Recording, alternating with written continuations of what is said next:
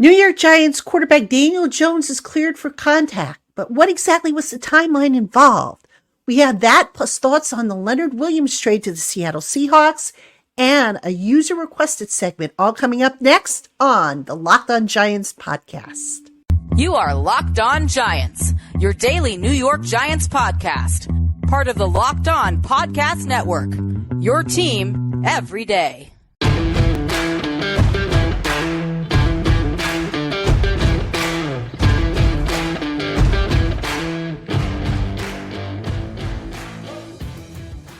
This episode of the Locked On Giants podcast is brought to you by FanDuel Sportsbook, official sportsbook of the NFL. Make every moment more. Visit FanDuel.com/LockedOn today to get started. Hello, everybody. Welcome to another edition of the Locked On Giants podcast, part of the Locked On Podcast family, your team every day.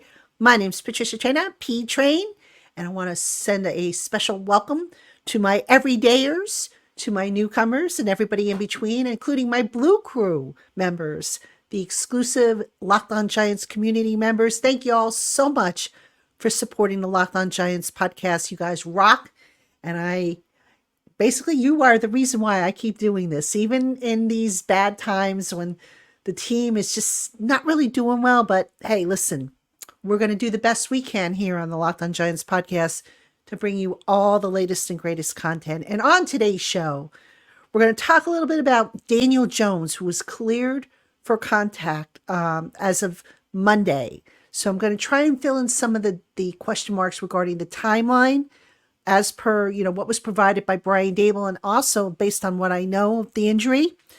Then we'll talk a little bit about a trade that was made today. And now, if you were on YouTube, you probably saw the short that I posted.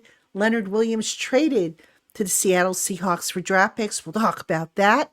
And I have the numbers, the cap savings on that particular trade. So we'll discuss that. And then in the final segment, I have one thought that I want to throw out at you. And then I want to get to a user-submitted segment. It was an idea that somebody had tweeted to me. And I said, you know what? I can't. Actually, the person wanted me to do it for Monday's show. And Monday, I have to do, a game recap. So I wasn't able to do it on Monday's show. I am able to do it today. So because this podcast is all about you guys and what you like to see and what you want to know, I aim to please. And that's what I'm going to do, hopefully, in the third segment. So hope you'll stick around for all three segments. Again, thank you for making us your first listen of the day. Or if you're watching on YouTube, your first watch of the day. We've got a lot to cover. Let's get into it. All right. Quarterback Daniel Jones cleared for contact. This initially was broken by the New York Post, since confirmed by the Giants. Let's go into the timeline here, because a lot of people confused about the timeline and the rules and why wasn't Daniel available and all this good stuff. So let me try and give you the timeline.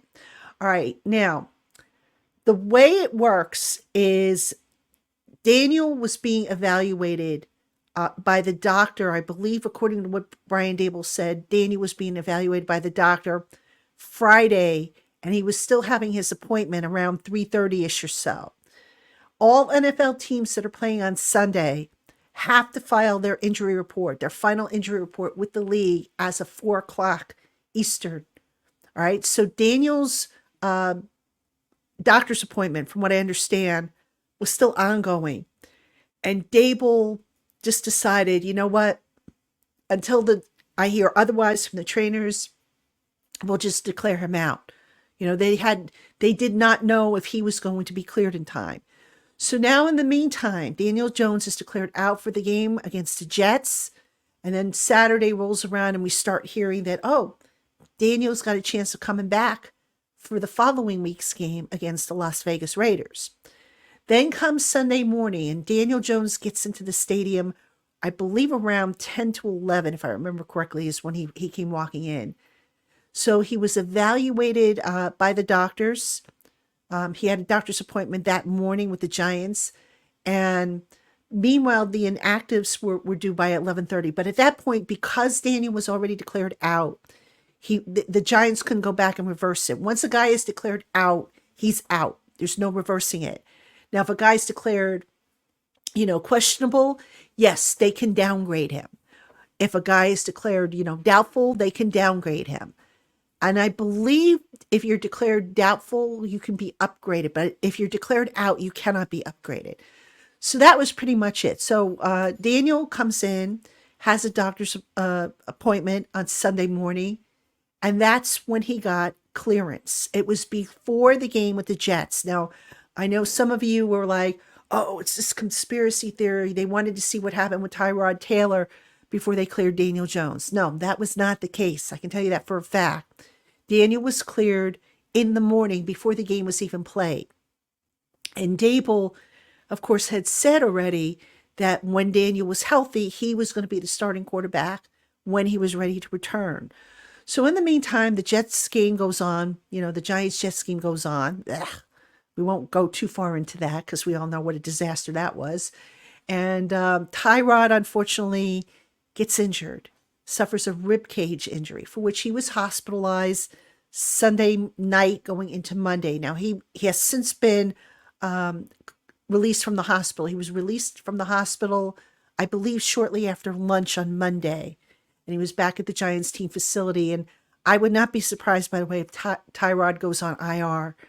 Dable did not say what he has, but I am wondering if perhaps he has a cracked rib or two. I don't know that for a fact, but I wouldn't be surprised if that's the case. So that being said, back to Daniel. One of the questions that came up was, okay, why did you declare Daniel as questionable the week before and out this past week, especially considering he was able to practice the last 2 weeks? And Dable's response to that was, it was a matter of Jones and when he was able to see the doctor. So the week before, the one leading up to the Washington Commanders game, Jones had an appointment with the doctor on, I believe it was Saturday. I think he saw him Friday and Saturday. This past week, Jones could only see the doctor, I think, Friday and Sunday. The doctor wasn't available Saturday, from what I understand. So the result is he was declared out. There was no trickery involved. I know a lot of people thought that meant that, Dable was backtracking a little bit from his statement that the injury was not season ending. That, of course, not the case. Daniel had said it. Dable had said it. And look, he's back. So, I don't think anybody was really, fibbing on that. All right. So before, I wrap up the thoughts on the timeline here, I know a lot of people were like, oh, there's some great conspiracy. The Giants weren't truthful about the injury. I don't believe that to be the case. I really don't. I mean, look, here's the bottom line, guys. We're talking about a neck injury, and it came out that there was a disc involved. And a disc, as somebody who has dealt with that can be a long-term issue if it is not properly treated and if you rush back to contact sports. All right. So I don't know exactly what Daniel had, if he had a stinger or it was a disc pressing on a nerve or what exactly he had.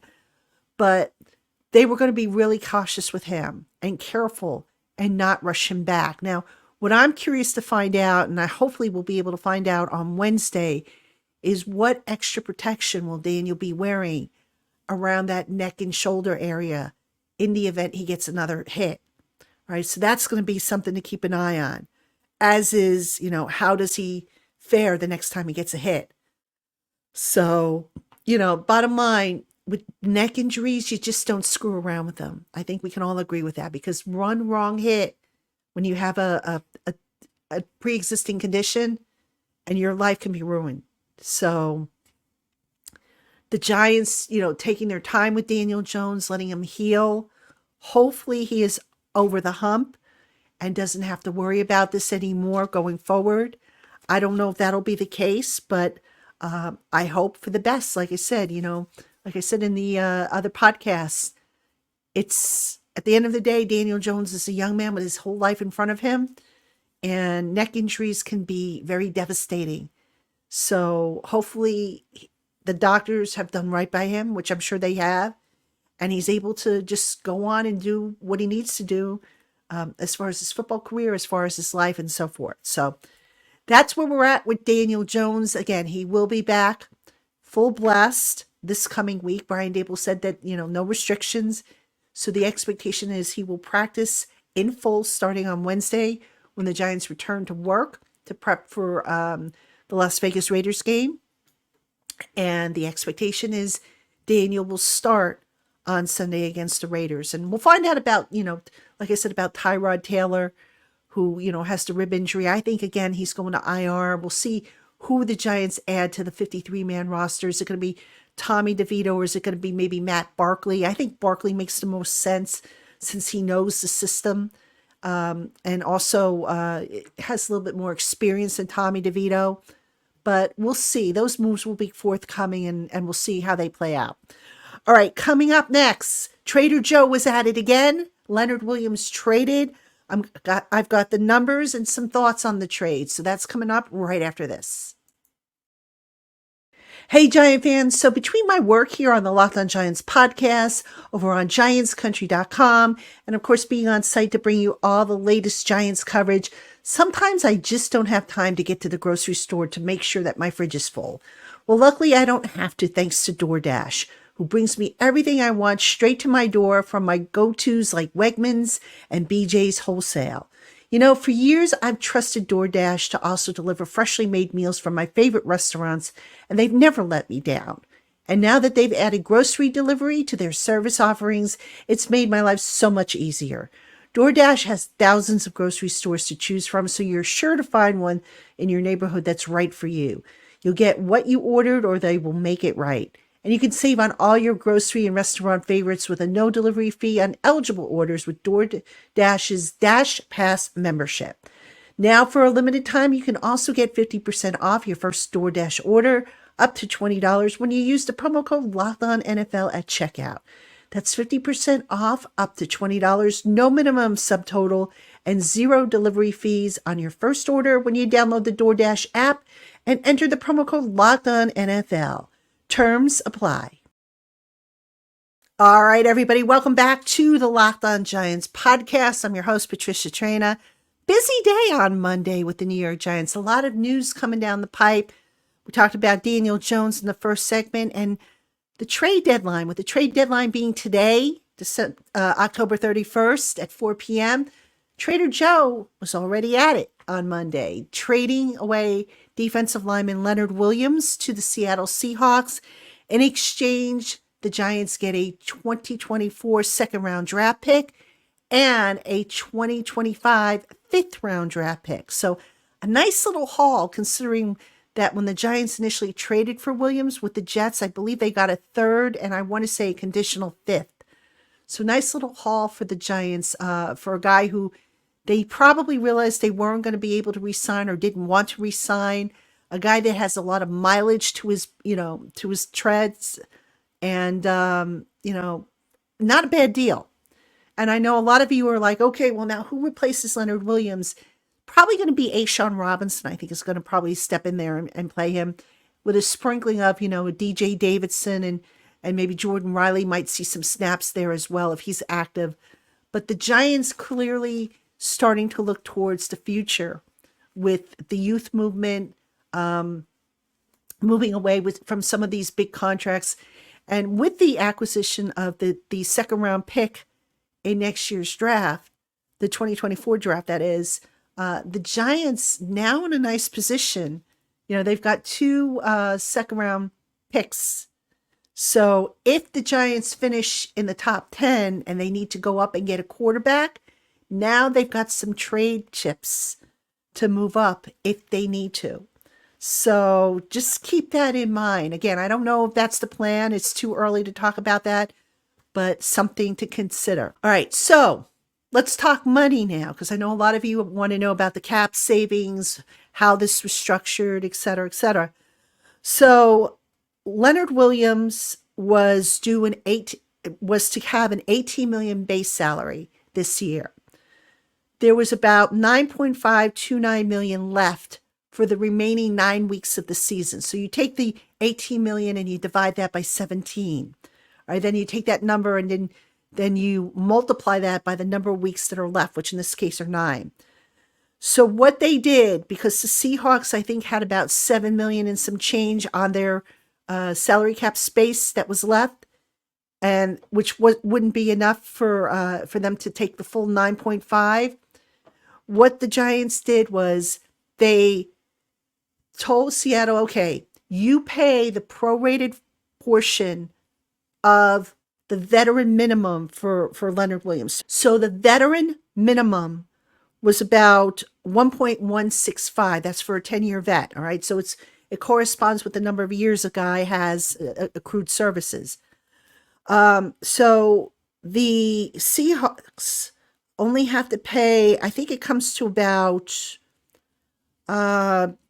it's like 600 or maybe 500,000, 600,000, if that much. We're not talking a whole lot. Meanwhile, the difference between what was left, the 9.529 million, minus the prorated part of the salary, the 500 or 600,000, that was divided in half and it was turned into a signing bonus.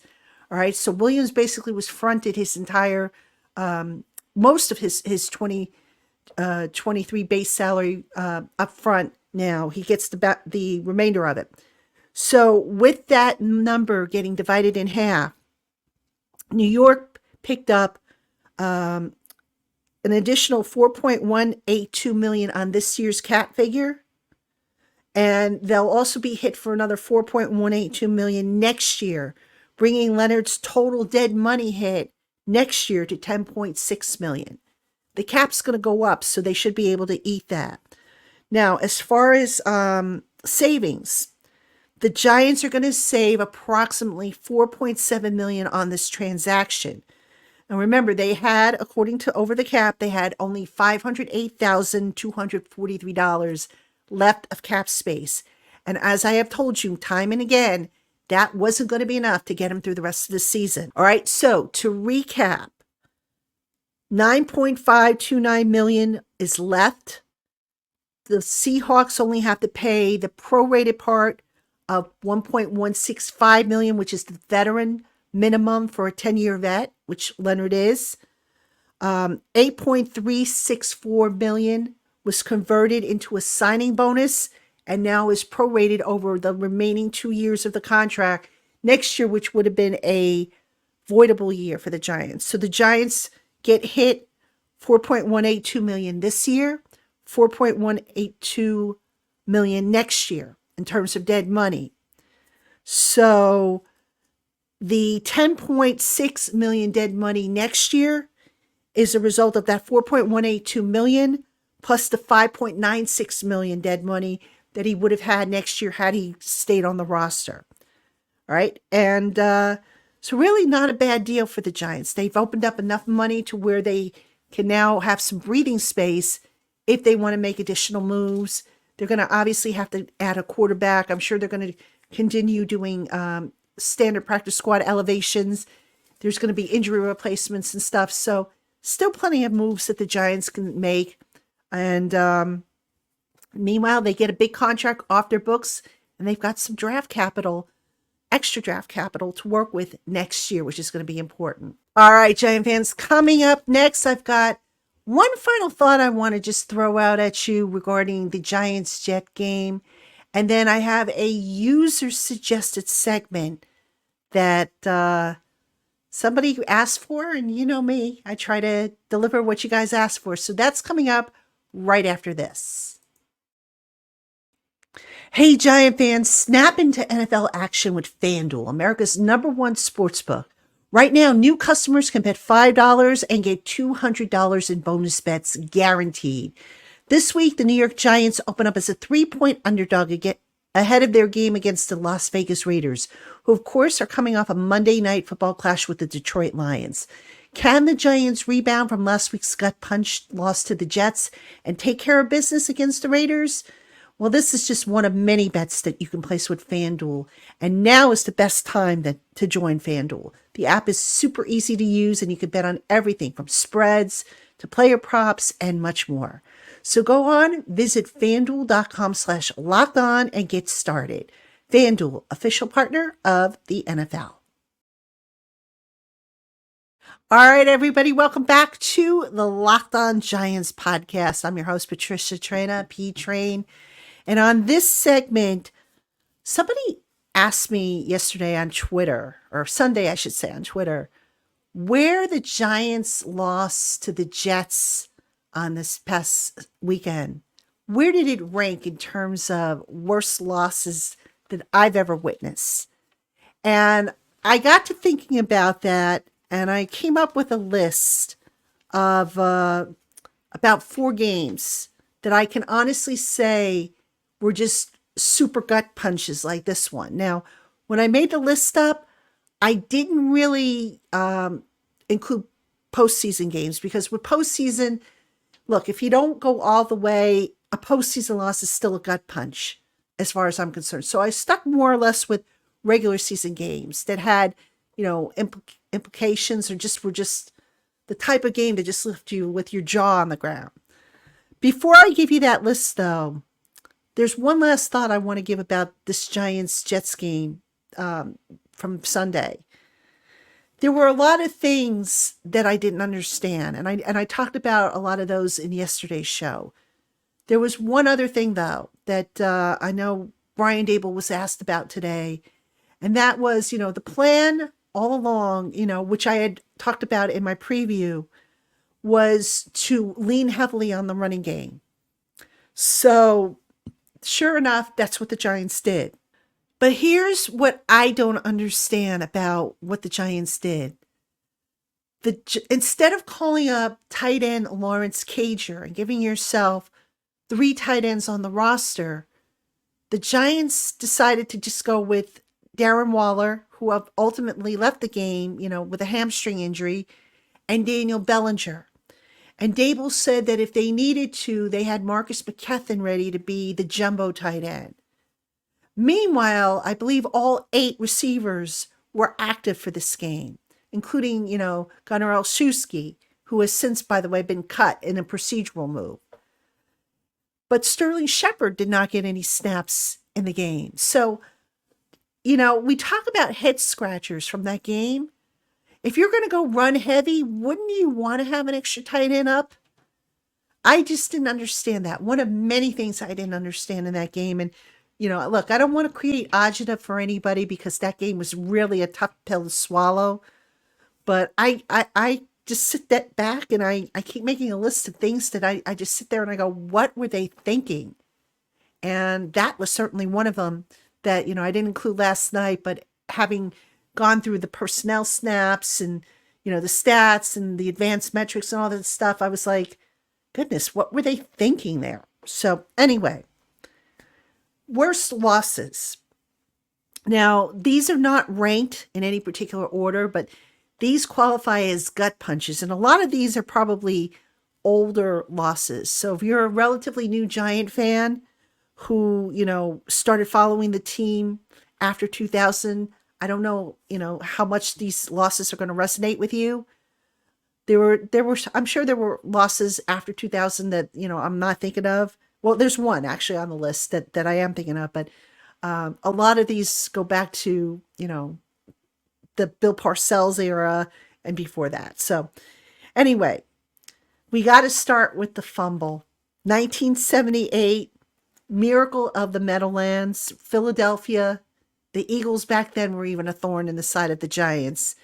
So the Giants were about to win, and Bob Gibson, the offensive coordinator at the time, decided to call for a handoff when all they had to do was go into the victory formation. And Joe Pisarcik went to hand it off to Larry Zonka, the fullback. The ball was fumbled. Herman Edwards, who later became an NFL head coach and a college head coach, picked it up, ran it back, scored. 1917 Philly win, leaving everybody in attendance with their mouths on the floor, including my late father, who I remember very vividly coming home that day, furious, so furious, in fact, and I tell this story all the time. I used to do all his correspondence for him. I used to write all his letters, and he was so determined to write the late Wellington Mara a letter at the time expressing how disgusted he was.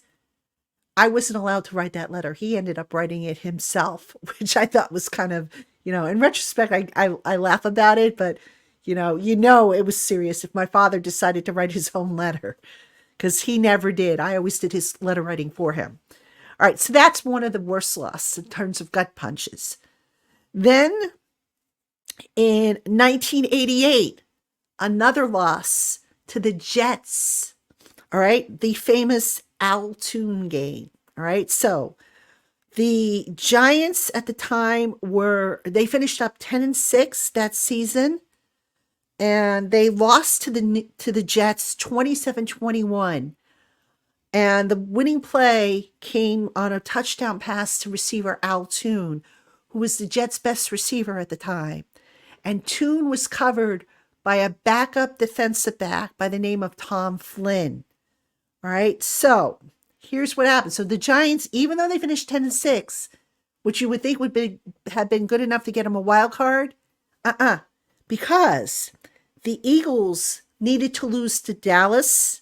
And of course, the Eagles screwed the Giants back then, even in those days. So they beat Dallas. They won the NFC East Championship. All right. And then the only other way for the Giants to get in would have been the 49ers to beat the Rams. Now, because the 49ers had already clinched a playoff berth and they hadn't, they weren't going to benefit by, winning or losing, they basically laid down like dogs and they lost to the Rams. So therefore, the Giants were eliminated from postseason contention. That was a gut punch. And I'll give you one more. 2010, the Deshawn Jackson game, otherwise known as Miracle at the New Meadowlands. At least that's the term that the Eagle fans called it. You notice how, a lot of these had, at least two of these are involving the Eagles. But anyway, that game, all Matt Dodge had to do, the punter, was kick the ball away from Deshawn Jackson, who was a dangerous punt returner. What does he do? Boom, right down the middle. Deshawn Jackson takes it, returns it because he's, shifty enough to make guys miss, runs it all the way back for a touchdown. Eagles win. Tom Coughlin blows a gasket. I mean, I have never, ever seen Tom Coughlin get into the face of a player the way he did Matt Dodge that day. I still say to this day he made Matt Dodge cry, because that's how angry Tom Coughlin was. And I just remember going into the locker room after that game and how everybody sat there in stunned silence over what had happened. And Matt Dodge, he sat on his stool, and I felt bad for him, but at the same time, why are you not kicking the ball away? And now I don't know if he didn't get the instruction or the kick was just a bad kick or what happened there. But wow, you talk about a gut punch. And coming to the Eagles, it's like the Eagles have just been a thorn in the side of the Giants for the longest time. You had the fumble, then you had that. And then, of course, the recent string against the Eagles where the Giants have gotten their butts kicked. So that one obviously ranks up there. Just real quick, I didn't mention any playoff games, but we could obviously talk about the Flipper Anderson game when Flipper caught the touchdown and ran all the way to the tunnel. That one made me upset for weeks afterwards. I remember I was so depressed for a good 4 or 5 weeks after that one. The San Francisco 49er playoff game, remember Rich Cyber getting, interfered with, the Trey Jenkins snap. That one certainly ranks up there. So, I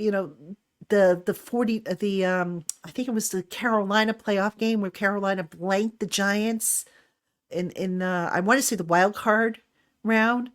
So there have been a few too, because again, with the playoffs, you lose and you go home. There is no tomorrow. But, with these regular season games, at least, in most cases, you have tomorrow, you have next week, with the exception, of course, of that Jet game that I mentioned. So, yeah, those are some of my worst gut punch losses. I won't say my best, because what's so good about them, right? But in terms of memories, those are the ones that kind of jumped out at me when I was making the list again. So little history lesson there for those of you who are new Giant fans, maybe weren't around in the 1980s or the 1970s and don't remember that. Those of you who were, I apologize if I brought up bad memories, but like I said, it was a user submitted question and I aim to please, folks. I aim to give you guys what you want. So, all right, Giant fans, that's going to do it for me on today's Locked On Giants podcast. Appreciate you as always. Be sure to keep it here all week long because I'm going to, I should have a guest at some point this week. I think I'm going to have one. I've got Crossover Thursday coming for you. So your boy Q Myers is going to be with me. He is the host of Locked On Raiders. So we got plenty more coming up. And speaking of guests, I have a couple of exciting ones that are in the works. I can't tell you who just yet, but I think you're going to love them when you hear them. So I can't wait to spring those on you. Thank you, as always, for tuning into the Locked On Giants podcast. Giant fans, I will see you tomorrow.